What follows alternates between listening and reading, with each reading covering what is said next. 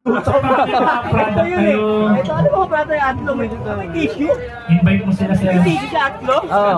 May gunting na ang product lo. Ay kasama to? Saan nakalagay battery mo? Magaganda pala ng mga ano ni atlo. Ito ba yung mga pagmamalaki ng mga ating payagpag? Atlo? Magkano kaya presyo na ito? Ayan, mga tali ng aso. Habang ako na sa ukay ito, wala ako pambili. Habang ako sa ukay-ukay ito, pero gaganda. Ito pala yung pinagmamalaki nyo. Nakikita ko to sa Facebook eh.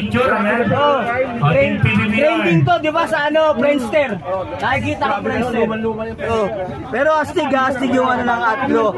Ito sa lahat ng mga galit sa akin, kung gusto nyo makaganti, bumili kayo nitong atlo.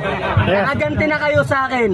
Di ba, lalo yung mga sumemplang dahil sa mga tinapong ko lang sa kabuhangin. Subukan nyo mag-atlo, nakaganti na kayo sa akin para nyo akong pinakulang. Pero na walang jersey! Picture kita! Oh! Walang jersey! Picture vlogger ka daw! Nako, pag pinicture vlogger ako nito ni Atlo, katapusan na ng negosyo niya. Marami ng passer ko. Sa picture kita!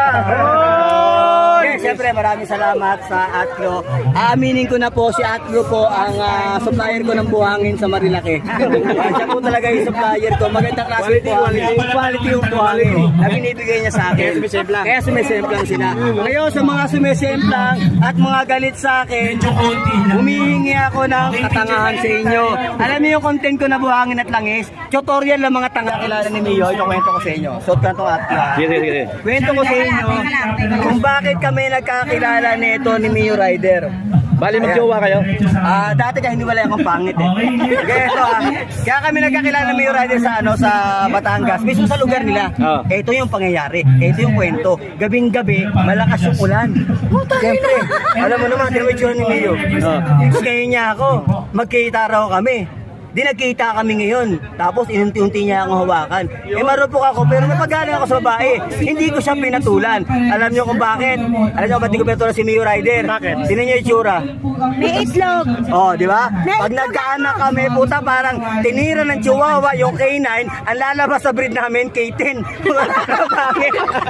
Yan. Kaya kami nagkakilala ni Mio Rider. Pero ang bait nito nang hindi pa uso tao.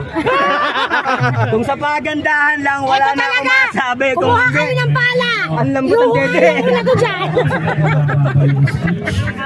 Sabi sa akin, parinit magkape. Pagkaso magkape, magkain ka na. Mga pagkain dito, malatae.